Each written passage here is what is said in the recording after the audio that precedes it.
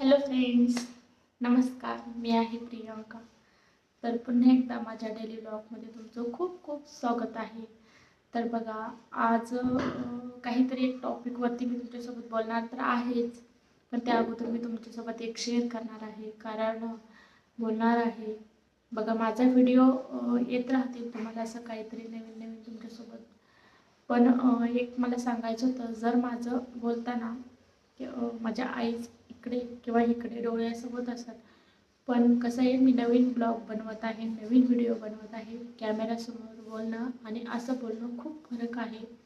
कॅमेऱ्यासमोर बोलणं म्हणजे कळत नाही, इकडं बघायचं का इकडं. आता इथे मी समोर बसते तर मला मग माझ्या डोळ्याकडं मी बघते, तर ती कॅमेऱ्यामध्ये उलटं दिसतं.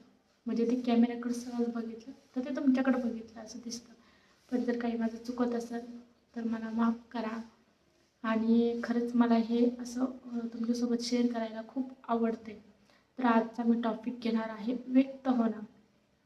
व्यक्त होणं म्हणजे काय झालं? व्यक्त होणं म्हणजे आपण कोणासोबत आपल्या आयुष्यात खूप काही गोष्टी अशा घडत असतात आणि आपण त्या व्यक्त होत नाही. तर काही जण होतात, काही जण होत नाहीत. काही जण आपल्या फ्रेंडसोबत शेअर करतात. कोणाचे मिस्टर असतील, हजबंड म्हणजे वाईफ असेल, आई असेल, बाबा असतील, फ्रेंड्स असतील, त्यांच्यासोबत आपण व्यक्त होत असतो. म्हणजे प्रत्येक गोष्ट आपण त्यांना सांगत असतो, काही पण असू द्या. पण काही लोक असे असतात की ते व्यक्त होत नाहीत. खूप हसवतात, खूप बोलतात, खूप म्हणजे त्यांचं असं चेहऱ्यावरती अजिबात दाखवत नाही, पूर्ण असं हास्य असतं. म्हणजे काही लोकांचं कसं असतं, त्यांचं बोलणं खूप असतं, खूप म्हणजे खूप प्रमाणाच्या बाहेर बोलणं असतं. स्वतःला म्हणजे ते असं व्यस्त ठेवत असतात. ह्याच्यासोबत गप्पा मार, त्याच्यासोबत हे तुम्ही विनोद कर, हसव, हे म्हणजे असं खूप काही करत असतात.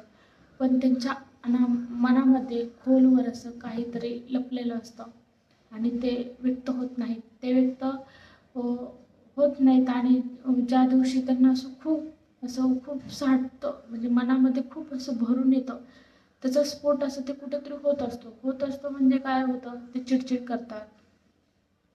आणखीन म्हणजे असं कोणावर सुद्धा राग वगैरे काढतात, चिडचिड करतात, खूप अशा गोष्टी ते करतात.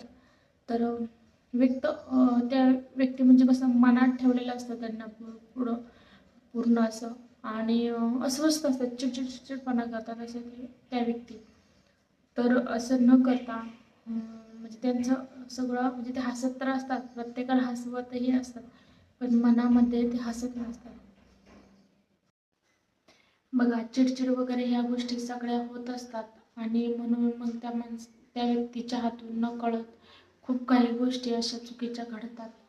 आणि म्हणून मला एवढंच म्हणजे ह्यातून सांगायचं आहे की कोणती पण गोष्ट असू द्या, आपले जे जवळची व्यक्ती आहे त्या व्यक्तीसोबत तुम्ही व्यक्त व्हा आणि तुमच्या प्रत्येक गोष्ट तुम्ही शेअर करत जा. असं नाही की प्रत्येक गोष्ट म्हणजे सांगत फिरणं गरजेचं आहे, असं नाही. जी इम्पॉर्टंट आहे, जी खूप चलत आहे मनामध्ये आणि त्याचा तुम्हाला खूप त्रास होत आहे, तर ती तुमच्या जवळच्या व्यक्तीसोबत तुम्ही ते शेअर करू शकता. आणि खरंच शेअर करा आणि मनातली जी घुसमट आहे ते असं बोलून व्यक्त व्हा आणि असं मनात ठेवून स्वतःला त्रास करून घेत जाऊ नका.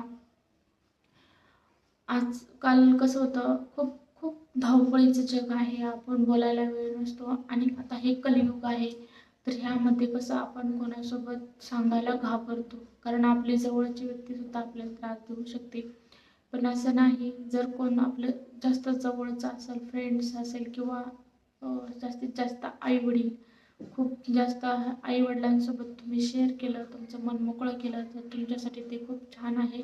आणि खरंच व्यक्त होत जा, कारण मनात एवढ्या गोष्टी साठवून ठेवतो आणि त्याचा खरंच खूप त्रास होत असतो. व्यक्त होणं खूप गरजेचं आहे. आणि आपल्या असं नाही की प्रत्येकाला सांगत सुटायचं, माझा आज हा प्रॉब्लेम झाला, तो प्रॉब्लेम झाला, किंवा माझ्या डोक्यात हा विचार होता, अशाने हे असं असं झालं, हे असं प्रत्येकाला सांगणं गरजेचं नाही. जी जवळची एखादीच व्यक्ती असेल त्या व्यक्तीसोबत तुम्ही तुमच्या मनातली गोष्ट शेअर करत जा आणि सांगत जा आणि स्वतःला त्रास करून घेत जाऊ नका. आणि कसे वाटतात माझे हे असे विचार वगैरे मी सांगते तुमच्यासोबत, बोलते, तर कमेंटमध्ये नक्की सांगत जा. आणि कसा वाटला तेही कमेंटमध्ये सांगत जा. आणि खरंच कसे वाटतात व्हिडिओ तेही कमेंटमध्ये सांगत जा.